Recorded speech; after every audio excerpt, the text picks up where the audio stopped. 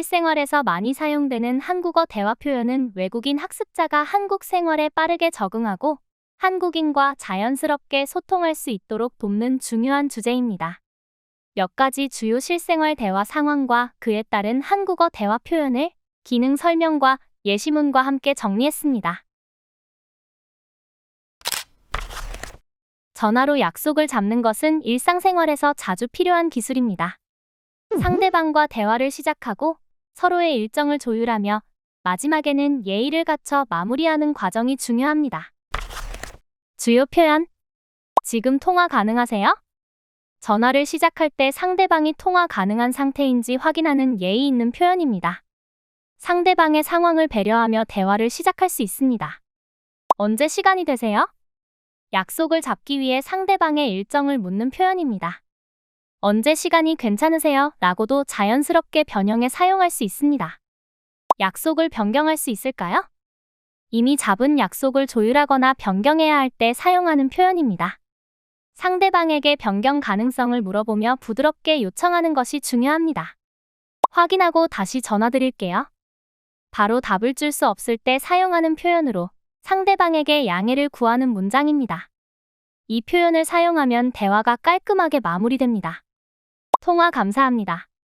전화를 끝낼 때 상대방에게 감사 인사를 전하며 대화를 마무리하는 표현입니다.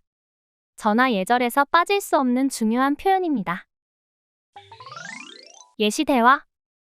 당신은 직장 동료와 전화로 약속을 잡으려 합니다. 이 대화를 통해 상대방과 일정을 조율하는 과정을 배워봅시다. 안녕하세요. 지금 통화 가능하세요? 이 문장은 대화의 시작점입니다. 상대방의 상태를 확인하는 예의 있는 표현으로 대화를 시작합니다. 네, 가능합니다. 상대방이 통화 가능하다는 답을 합니다. 이 대답이 오면 본격적으로 약속 이야기를 꺼낼 수 있습니다.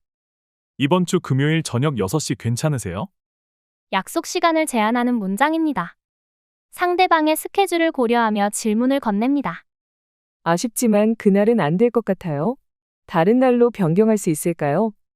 상대방이 해당 시간에 어려움을 표현하며 다른 시간대를 요청하는 상황입니다. 그럼 제가 확인하고 다시 전화 드릴게요. 즉각적인 답을 줄 수 없을 때 사용합니다. 확인 후 다시 연락하겠다는 점을 명확히 전달하며 대화를 마무리합니다. 친구와의 약속은 일상에서 자주 있는 일입니다. 시간과 장소를 정하고 약속을 조율할 때는 간단하면서도 명확한 표현이 필요합니다.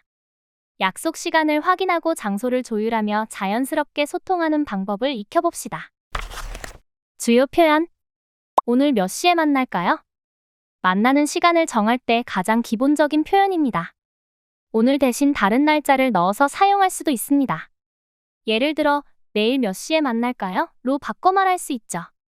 어디에서 만날까요? 약속 장소를 정하는 질문입니다.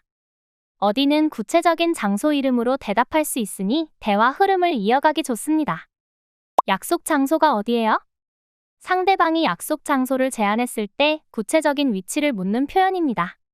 이 질문으로 약속 장소를 더 정확히 확인할 수 있습니다. 늦을 것 같아요. 약속 시간에 맞추기 어려울 때 미리 알리는 표현입니다. 한국에서는 약속 시간에 늦을 경우 상대방에게 사전에 알려주는 것이 예의입니다. 다음에 또 봐요. 약속을 마치고 헤어질 때 사용하는 인사 표현입니다. 정중하면서도 친근한 느낌을 줄 수 있습니다. 예시 대화. 당신은 친구와 만나기로 했지만 아직 시간과 장소를 정하지 않았습니다. 친구와 전화나 메시지로 대화하며 약속을 조율하는 상황을 연습해 봅시다. 오늘 몇 시에 만날까요? 약속 시간을 묻는 질문입니다. 몇 시라는 질문을 통해 상대방의 일정에 맞는 시간을 조율할 수 있죠. 저녁 7시 어때요? 상대방이 제안한 시간을 확인합니다. 간결하면서도 명확하게 답할 수 있습니다. 좋아요. 어디에서 만날까요? 약속 장소를 정하는 질문입니다. 간단하게 상대방에게 선택권을 줄 수 있어요. 강남역 3번 출구 앞에서 봐요. 상대방이 구체적인 장소를 제안합니다. 강남역 3번 출구처럼 명확한 지점을 알려주는 것이 중요합니다. 한국의 대중교통은 편리하고 체계적으로 운영됩니다. 처음 한국에 온 외국인도 버스나 지하철을 쉽게 이용할 수 있도록 자주 사용하는 표현들을 익혀볼까요? 주요 표현. 어디에서 내리면 돼요? 목적지에 도착하기 위해 가장 먼저 사용할 질문입니다. 정류장 이름을 몰라도 이 표현으로 기사님께 도움을 요청할 수 있습니다. 이 버스 시청가요? 자신이 탄 버스가 목적지로 가는지 확인하는 표현입니다. 시청 대신 가고자 하는 장소 이름을 넣어 사용할 수 있습니다. 교통카드로 결제돼요? 한국 대중교통은 대부분 교통카드로 결제할 수 있습니다. 이 질문은 결제 방법을 확인할 때 유용합니다. 다음 역이 어디예요?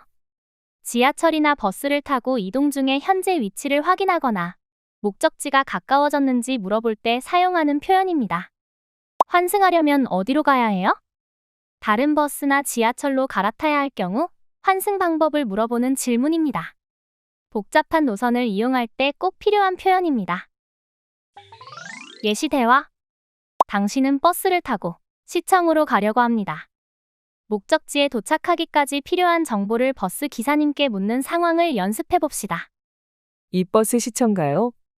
이 질문은 내가 탄 버스가 시청으로 가는지 확인하는 기본 표현입니다. 시청 대신 다른 목적지 이름을 넣어 활용할 수 있어요. 네, 갑니다. 기사님이 친절하게 목적지로 간다고 알려줍니다. 이제 안심하고 버스를 탈 수 있겠죠? 어디에서 내리면 돼요? 내릴 정류장을 묻는 질문입니다. 정류장 이름을 모를 때에도 기사님께 도움을 요청할 수 있는 매우 유용한 표현입니다. 시청역에서 내리세요. 기사님이 내릴 정류장을 정확히 알려줍니다. 버스 안에서 안내 방송을 들으며 정류장을 잘 확인하세요. 취미는 사람들과의 대화를 시작하기에 좋은 주제입니다. 서로의 관심사를 공유하고 새로운 취미를 추천하거나 함께 즐기면서 대화를 풍성하게 만들 수 있죠. 주요 표현. 취미가 뭐예요? 상대방의 관심사를 묻는 간단한 질문입니다. 이 질문은 친근한 분위기를 형성하는 데 매우 효과적입니다. 요즘 그림 그리기에 빠졌어요. 최근 즐기는 취미를 자연스럽게 이야기할 때 사용할 수 있는 표현입니다. 그림 그리기 대신 자신이 좋아하는 활동을 넣어 말하면 됩니다. 시간이 날 때마다 운동해요. 자신의 취미를 설명할 때 사용하는 문장입니다. 꾸준히 하는 활동을 소개할 때 유용합니다. 새로운 취미를 배우고 싶어요. 새로운 관심사를 찾고 싶을 때 사용하는 표현입니다. 상대방에게 취미를 추천받는 계기가 될 수도 있습니다. 함께 해볼래요? 상대방에게 취미를 함께 즐기자고 제안할 때 사용하는 문장입니다.